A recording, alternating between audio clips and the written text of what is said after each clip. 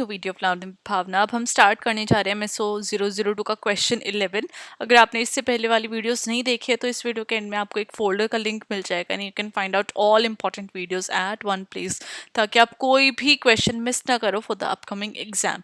Now starting with the question 11, हमें बात करनी है हर्मेन्यूटिक्स की और क्या सिग्निफिकेंस है इसकी सोशल साइंस रिसर्च के अंदर। अगर आपने इंपॉर्टेंट टिप्स वाली वीडियो देखी है तो आपको पता होगा कि आंसर राइटिंग आपको कैसे करनी है एग्जाम में, ताकि आप और भी बेटर स्कोर कर पाओ। एग्जामिनर फॉर्मेट और कुछ की टिप्स हैं जो मैंने इंपॉर्टेंट टिप्स वाली वीडियो में शेयर की है, वहाँ पे आपको समझ में आएगा एग्जामिनर क्या देखता है और किस बेसिस के ऊपर आप जो अपने मार्क्स हैं वो और भी ज़्यादा इम्प्रूव कर सकते हो।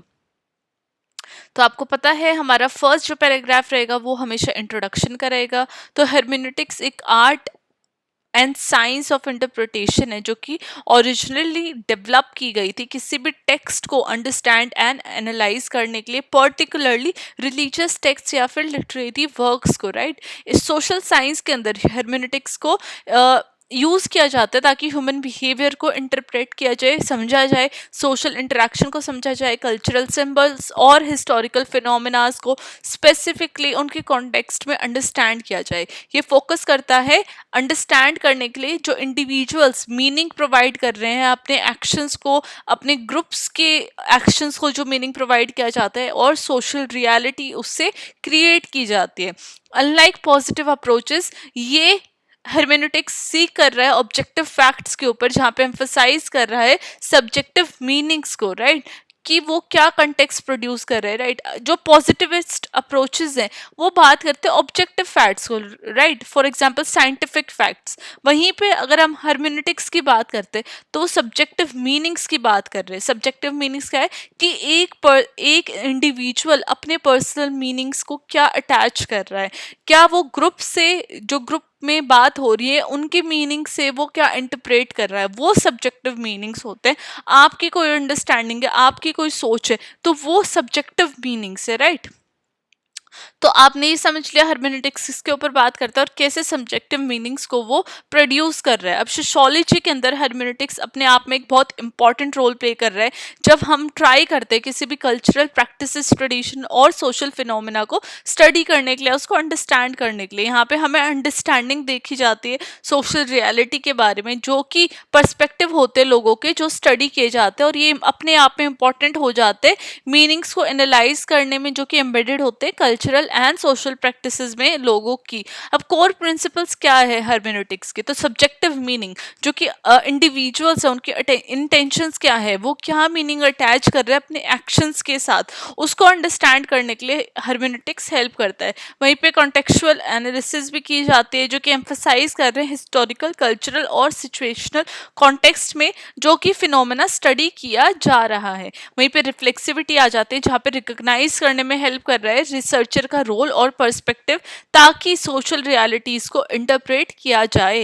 होलिस्टिक अंडरस्टैंडिंग क्रिएट करने में हेल्प कर रहा है जहाँ पे हर्मेन्यूटिक सर्कल यूज किया जाता है जो कि होल को अंडरस्टैंड कर रहा है रिलेशन में, rather than it's parts and vice versa, right. अब सिग्निफिकेंस क्या है हर्मेन्यूटिक्स का सोशल साइंस रिसर्च में, वो भी जान लेते हैं।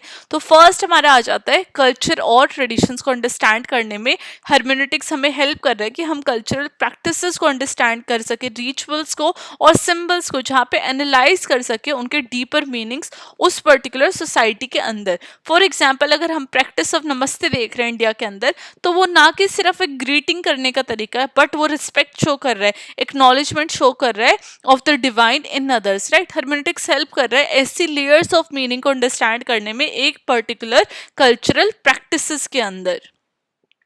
वहीं पे सोशल नरेटिव्स को की एनालिसिस हमें देखने को मिलते हैं, जहाँ पे सोशल फिनोमिना है वो रूटेड रहते हैं शेयर्ड नरेटिव्स के साथ, मिथ और स्टोरीज के साथ। वहीं पे हर्मेन्यूटिक्स हमें हेल्प कर रहा है रिसर्चर को कि एक्सप्लोर कर सके वो ऐसे नरेटिव्स ताकि वो कलेक्टिव आइडेंटिटीज को अंडरस्टैंड कर सके।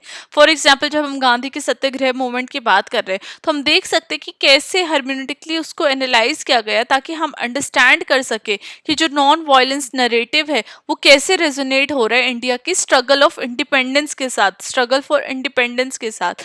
अब नाउ अगर हम बात करें कि कैसे सोशल नॉर्म्स एंड डिविएंसेस को अंडरस्टैंड किया जा सकता है, तो वहाँ पे हेर्मेनेटिक्स हमें इंसाइट्स प्रोवाइड करता है कि कैसे नॉर्म्स और डिविएशन कंस्ट्रक्ट और इंटरप्रेट किए जा रहे हैं स्पेसिफिक सोशल कॉन्टेक्स्ट में। फॉर एग्जाम्पल अगर हम इंटरप्रिटेशन ऑफ डाउरी देखते हैं इंडिया के अंदर, तो वह हर रीजन और कम्युनिटी में अक्रॉस इंडियन सोसाइटी चेंज होता है, जहाँ पे हर्मेनेटिक हमें हेल्प कर रहा है कि हम ये अंडरस्टैंड कर सके कि वो कैसे कुछ सोसाइटी के अंदर जस्टिफाई की जाती है डाउरी, और कुछ सोसाइटी के अंदर लोग उसको बढ़ चढ़ के बढ़ावा भी दे रहे हैं, राइट। तो ये हम हर्मेनेटिक्स के द्वारा एनालाइज करके डीप सोसाइटी को उसको अंडरस्टैंड कर सकते हैं, किसी भी एक कॉन्सेप्ट को, किसी भी एक नॉर्म को और डिविएंस को। Now interpretation of historical phenomena में हर्मेनेटिक्स हमें हेल्प करता है ताकि हम हिस्टोरिकल इवेंट्स को अंडरस्टैंड कर सके लोगों के पर्सपेक्टिव के द्वारा, जिन्होंने उन एक्सपीरियंसेस को, उन इवेंट्स को जिया है, एक्सपीरियंस किया है।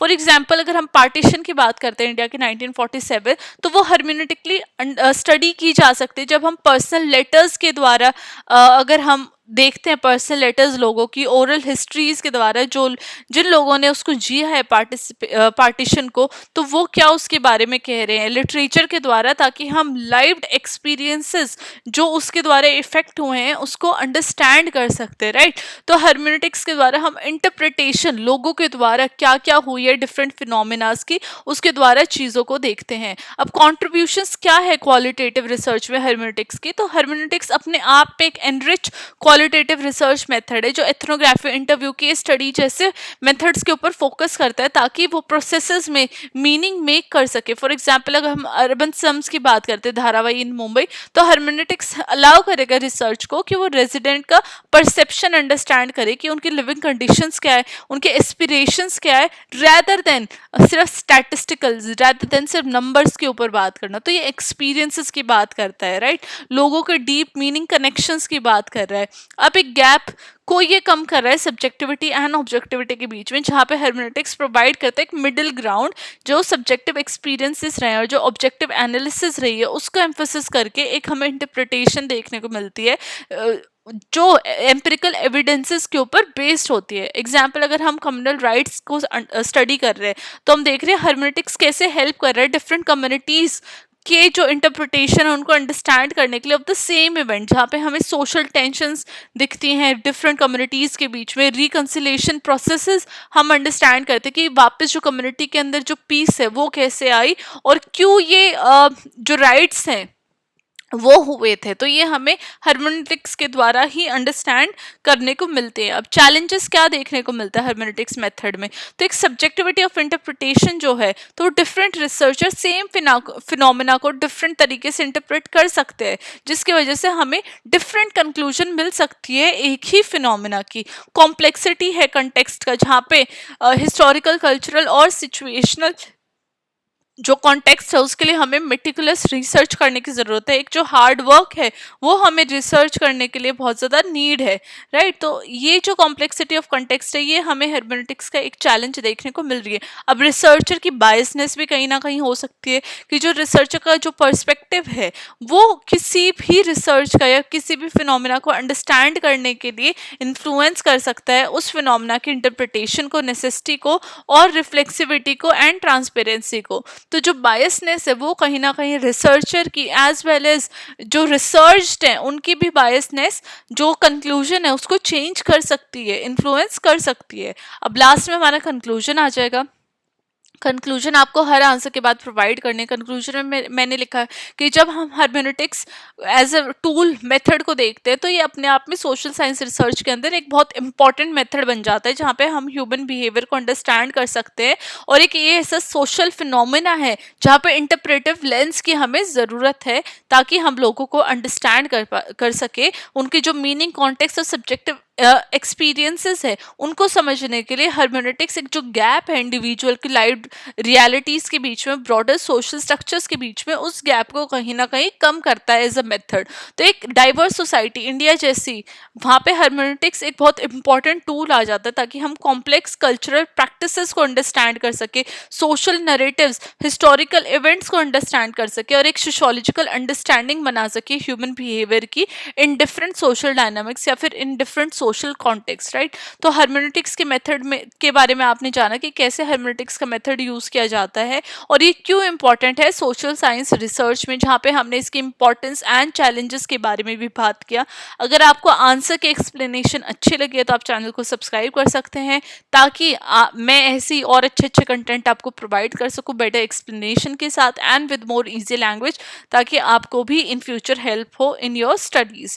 Now I will see you with question 12. Till then, study well, study hard, and all the very best for your exam.